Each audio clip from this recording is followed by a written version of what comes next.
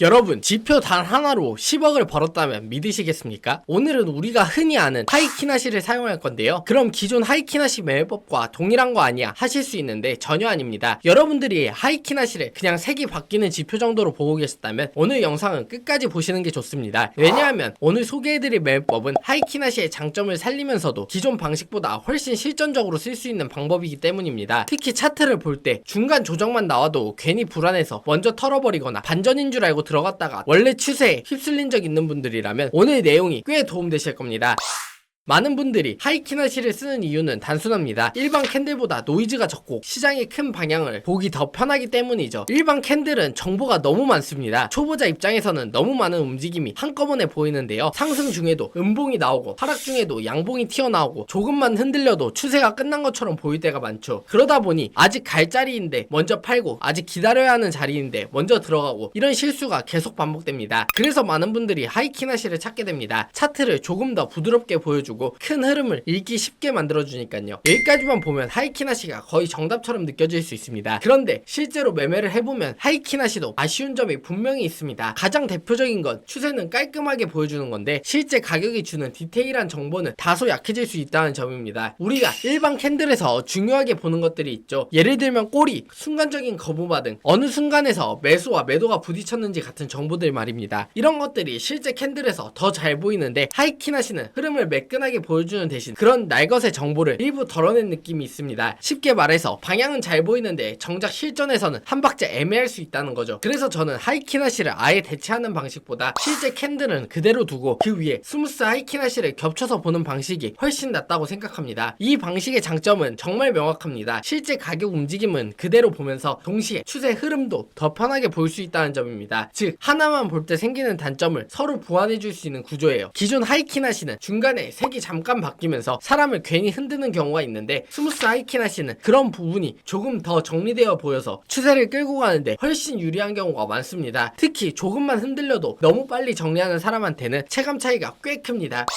지표 설정부터 해보겠습니다. 지표 검색에 들어가 스무스 하이키나시를 검색하신 후 적용하시면 됩니다. 여기서 중요한 건 설정을 변경하고 사용해야 된다는 건데요. 설정값이 무조건 하나로 정해져 있는 게 아니라는 겁니다. 짧게 보시는 분들은 조금 더 민감한 값에 맞을 수 있고 추세를 길게 따라가는 분들은 조금 더 부드러운 설정이 잘 맞을 수 있습니다. 그러니까 이건 남들이 쓰는 값이 정답이다 보다 내가 어떤 스타일로 매매하느냐가 더 중요합니다. 이 설정은 매매 상품이 주식인지 코인인지 또한 본인이 어떤 투자 스타일에 가졌는지에 따라 다릅니다. 그래야 시장 상황에 맞춰 최적의 추세 구간을 잡으면서 진행할 수 있게 됩니다. 그래서 제가 이 영상에서 모든 설정법을 다 말씀드릴 순 없고 말하면 오히려 헷갈리니 여러분들이 거래하는 상품, 매매 스타일, 사용 방법 등을 정리해 두었으니 꼭 한번 확인하고 투자하시기 바랍니다. 한번 잘 설정하시면 평생 사용 가능할 만큼 유용하니 영상 시청 다 하시고 아래 고정 댓글 링크 참고하셔서 크립토 매거진 칼럼에 들어오셔서 확인하시면 됩니다. 그리고 크립토 매거진에 들어오시면 트렌드 종목이라는 것이 있습니다. 여기 들어가 보시면 실력이 좋은 트레이더분들과 제가 현물 코인을 추천해드립니다. 오늘 제가 소개해드린 지표를 가지고 여기 추천된 코인들을 매매하는 전략도 굉장히 좋습니다. 수익을 극대화할 수 있는 만큼 아래 링크 타고 입장하셔서 이러한 정보 놓치지 마시기 바랍니다.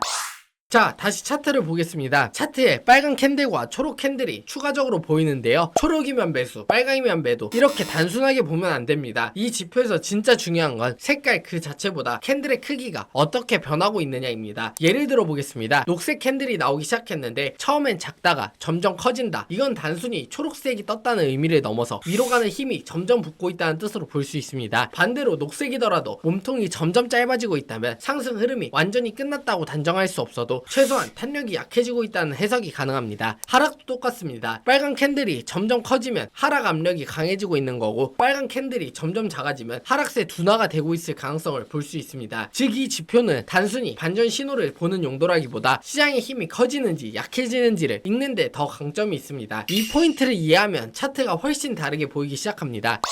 이제 실전에서는 어떻게 사용하는지 말씀드리겠습니다. 여기서도 가장 중요한 건 색이 바뀌자마자 바로 들어가지 않는다는 겁니다. 예를 들어서 롱 관점으로 본다고 해보겠습니다. 먼저 시장이 어느 정도 하락 추세를 보여야 합니다. 빨간 캔들이 이어지면서 아래로 힘이 실린 구간이 먼저 나와야 돼요. 그 다음에 봐야 할 건 그 빨간 캔들이 계속 커지느냐가 아니라 어느 순간부터 점점 작아지기 시작하느냐입니다. 이건 하락이 멈춘다는 확정 신호는 아니지만 적어도 아래로 밀어붙이는 힘이 약해지고 있다는 힌트는 됩니다. 그리고 나서 녹색 반대쪽으로 전환되는 구간이 보일 겁니다. 많은 분들이 여기서 바로 들어갑니다. 그런데 저는 이 자리에서 바로 진입하는 걸 추천하지 않습니다. 왜냐하면 첫 반응이 그냥 일시적인 반등일 수 있기 때문입니다. 진짜 중요한 건 그 다음입니다. 한번 반등이 나온 뒤 가격이 오버레이 캔들 쪽으로 눌리거나 다시 되돌아오는지를 보는 겁니다. 그리고 그 구간에서 가격이 무너지지 않고 버텨주면서 다시 위로 반등하는 흐름이 나오면 그때가 훨씬 더 안정적인 진입 타이밍이 됩니다. 즉 핵심은 반전이 보이는 순간이 아니라 반전이 확인되는 순간에 들어가는 겁니다. 이 차이 하나만 알아도 불필요하게 물리는 횟수가 꽤 줄어듭니다. 손절가는 어떻게 해야 될까요? 반등이 시작된 직전 저점 아래 혹은 내가 지지라고 판단되는 구간이 깨지는 자리 아래에 두는 게 자연스럽습니다. 왜냐하면 시나리오는 여기서 지지를 받고 다시 간다인데 그 자리가 무너지면 애초에 내가 본 그림이 틀린 거니까요. 익절은 어떻게 해야 될까요? 손절가 대비 1대 1.5 정도의 손익비로 1차 목표가를 잡고 거기에 도달하면 일부 물량을 정리하는 방식이 좋습니다. 그리고 손절을 진입가 쪽으로 올려서 남은 물량을 리스크 없이 끌고 가는 식으로 운영하면 심리적으로 훨씬 편합니다. 그 뒤에는 하이키나시 색이 다시 반대로 바뀌거나 캔들의 크기가 눈에 띄게 줄어들면서 추세의 힘이 꺾이는 모습이 나올 때 나머지를 정리하는 식으로 가져가면 됩니다. 이렇게 하면 짧은 수익도 챙기고 추세가 길게 가면 추가 수익까지 노릴 수 있습니다.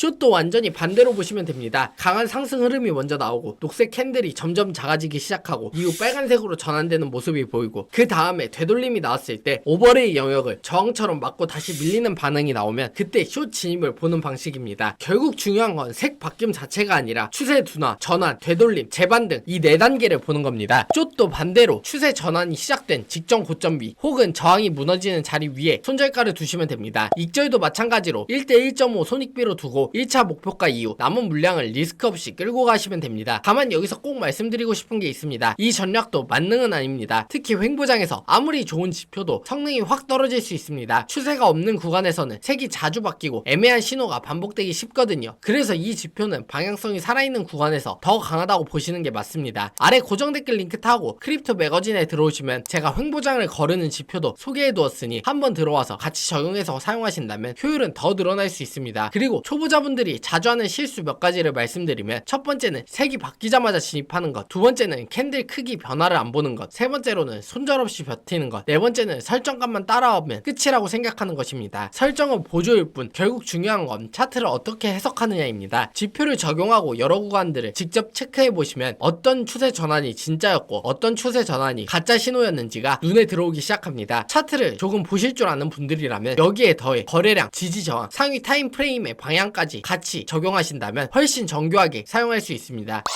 오늘 내용 정리해보겠습니다. 하이키나시는 분명 좋은 도구입니다. 하지만 그것만 단독으로 보기보다는 실제 캔들과 함께 보는 스무스 하이키나시 방식이 실전에서 더 유리할 수 있습니다. 왜냐하면 노이즈를 줄이면서 가격이 주는 중요한 정보는 놓치지 않을 수 있기 때문입니다. 그리고 이 지표를 쓸 때 가장 중요한 건 초록이냐 빨강이냐 보는 게 아니라 캔들의 크기 변화, 추세의 둔화, 추세 반전 이후 되돌림 구간, 그 다음 재반등까지 같이 확인하는 겁니다. 이것만 제대로 익혀도 차트를 보는 눈이 전보다 훨씬 정리될 겁니다. 특히 중간 흔들림에 너무 쉽게 흔들리거나 조급하게 반전 매매 들어가시는 분들도 확실히 도움될 수 있습니다. 그러기 위해서는 매매 스타일에 따른 설정이 중요한데요. 오늘 소개해드린 매매법의 정확한 지표 설정 방법 그리고 추가적인 활용 팁들을 저희 크립토 매거진 사이트에 정리해두었습니다. 아래 고정 댓글 링크 확인하고 꼭 매매 스타일에 맞는 설정을 확인하고 투자하시기 바랍니다. 초보자분들도 쉽게 따라할 수 있도록 단계별로 만들어두었으니 걱정 말고 들어와서 체크하시기 바랍니다. 그럼 오늘 영상이 도움되셨다면 구독, 좋아요 한 번씩 부탁드립니다. 다음 영상에서 더 좋은 지표를 가지고 돌아오도록 하겠습니다. 지금까지 코인닥터였습니다. 시청해주셔서 감사합니다.